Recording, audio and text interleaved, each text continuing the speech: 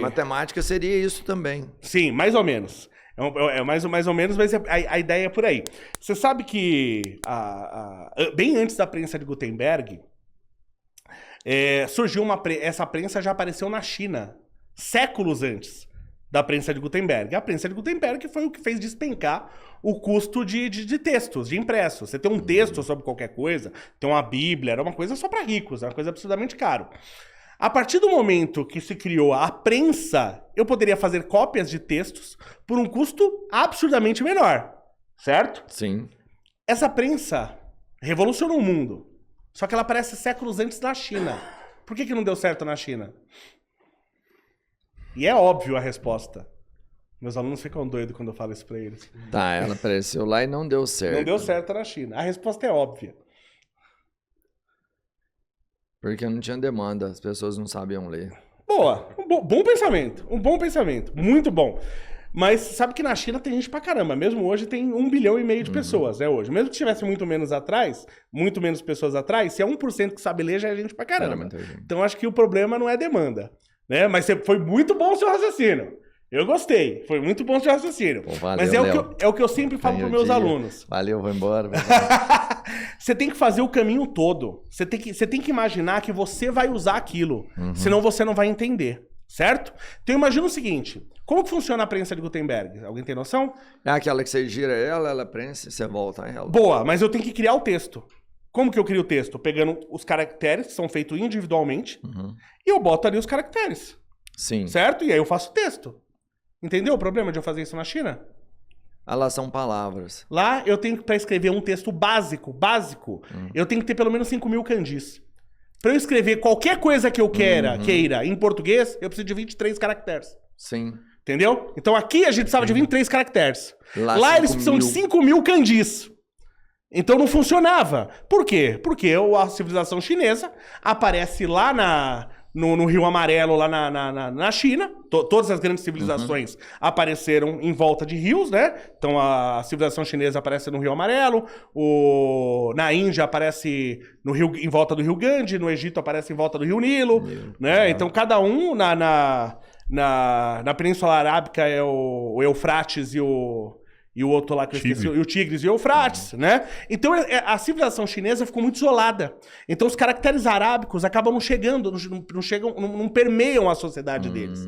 E os caracteres, esses caracteres que a gente usa, esse sistema de caracteres que a gente usa, ele é absolutamente incrível, porque no caso do português, a gente tem sei lá quantas milhões de palavras, e para escrever qualquer uma delas, eu preciso de no máximo 23 caracteres. 23. Entendeu? Então a prensa funcionou aqui, mas a ideia é muito anterior, a ideia aparece na China. Mas se você entende como raciocínio para entender por que ela não funcionou, é absolutamente básico. Sim. Só que você tem que fazer uma coisa que Einstein chegou na relatividade usando isso, que é uma coisa que eu tenho que fazer.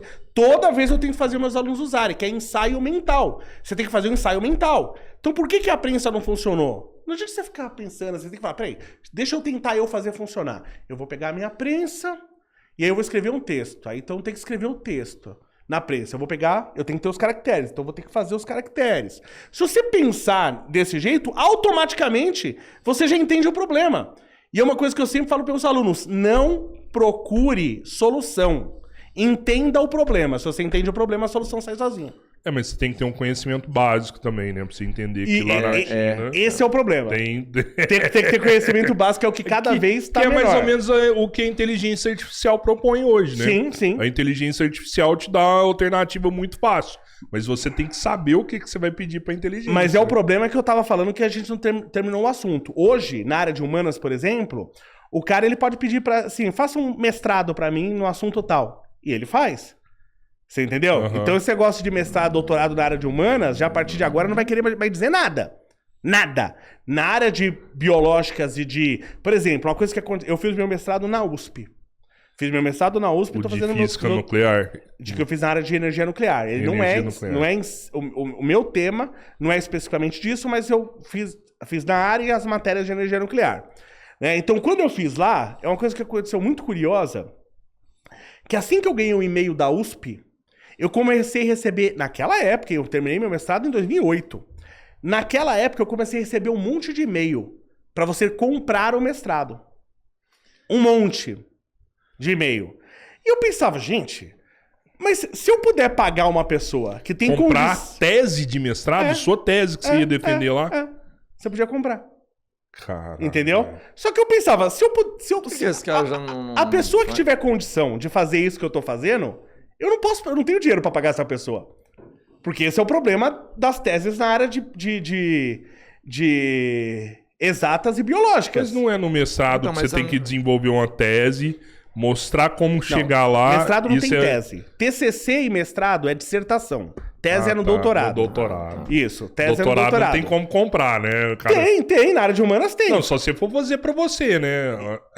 Tem. Porque assim, você tem que mostrar algo, replicar e mostrar que é replicável. A pessoa tem que chegar e fazer e conseguir aquele resultado. Na área de humanas tem um absurdo de achismo. Eu acho que isso é isso. Eu peguei uns dados que nunca ninguém pegou. Então... Não, sei lá. Tipo, igual você falou, o cara fez um doutorado de humanas de relações sexuais no banheiro. Doutorado. Isso... Mas a pessoa que for ler que é doutorado tem que entrar num banheiro químico e tem que ter as relações sexuais lá. Senão não vale, pô.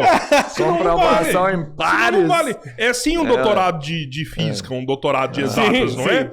Você não defende uma tese e quem for ler que é doutorado tem que pegar aquele estudo e fazer e alcançar os mesmos resultados, não é? Não, mas é que tá, em humanas isso não funciona desse jeito.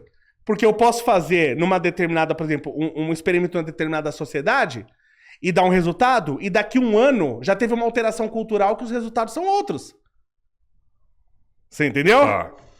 Então não é então, assim. Qualquer merda de doutorado em humanas vale. Exatamente. E aí que tá. Não é assim. Infelizmente É, porra. Não é que não tem as pessoas que façam sério. Não, tenho certeza por exemplo, que é bom, um assunto assim, sério. Lógico, vai ter muito resultado ali que é positivo. Como resultado negativo também é resultado. Sim, perfeito. Mas não dá pra pensar que um exemplo infeliz desse que totalmente necessário é a base do negócio. Ele vai ter, sei lá, 5% que não vale nada mesmo. Mas a grande maioria tem que ser aproveitado. Por exemplo, então, boa. Eu acredito, a grande maioria tem que ser aproveitado. Eu acredito. Tem um dado que já é antigo, eu acho que eu já citei ele. Ele deve ter, esse dado deve ter uns 5 anos, precisaria ser atualizado. Mas assim, eu lembro que a USP, em número de publicações, ela tava assim, sei lá, em 8º lugar do mundo. Das universidades do mundo, ela estava em 8º lugar do mundo. Produz bem, né? Produz bem. Em citações, que é o quê? O cara faz um trabalho e usa o seu como referência, então te cita. Se ele usou o teu trabalho como referência, que o teu trabalho é um bom trabalho. Opa. Tá? Em número de citações, então, em produção, a USP estava uma coisa assim, era a 7ª ou 8ª posição. Em citações, a USP estava assim na posição 800 ou 900. O que quer dizer que eles produzem muito, mas a maioria não serve pra nada. Tem qualidade. Você entendeu? Por quê? Porque a gente tem uma estrutura que hoje você tem que ter publicação. Então o cara pega o currículo, o cara tem de um doutor, de um professor, o cara tem 70 publicações, 100 publicações. Entendeu? Mas o que acontece hoje? Você tem grupos de pesquisa, não que isso não seja válido, é importante, mas eu tenho um grupo de 8 pessoas. Cada um faz um trabalho e cada um bota o nome dos outros. Então você tá num monte de trabalho que você nem participou. E a qualidade, lógico, tem a questão das revistas onde são publicadas, que mensuram a qualidade. Então você publicou na revista tal, então foi uma coisa de qualidade, senão ela não passava. Mas tem muita... Quem não observa isso, tá só lendo as publicações, o cara pode ter um monte de publicação que não serve pra absolutamente nada. E é muito que acontece na... O Pablo Marçal publicou mais livro que o Rei Salomão, por exemplo. Muito mais. O Rei Salomão era mais inteligente. Né? Era um neném. Então ele publicou 80 livros, né? Então, entendeu? É aquele coisa, o cara, como ele não tem uma formação de peso que o valide, então eu sinceramente tenho dificuldade de acreditar que ele escreveu todos esses livros. Você escreveu um livro... Não é uma coisa fácil. Opa! Entendeu? Não é uma coisa... Não é um livro de historinha, tá? Não, Sabe o que eu já fiz assim, só pra você entender? Eu já plantei 2 árvores. Sério? Porque eu não vou escrever um livro, então... Mas o filho você já teve? 3. Entendeu? Porque assim, fala que um homem, pra ter uma boa vida, ele tem que escrever um livro, plantar uma árvore e ter um filho. Eu não vou conseguir escrever um livro na minha vida. Eu plantei 2 árvores. Então, é que eu sabia assim, que o homem ele tem que ser feio, forte e formal. Pra mim só falta eu ser forte e formal. O resto... Essa vocês já viram. Sabe que no último episódio nosso, teve um corte que viralizou pra caralho.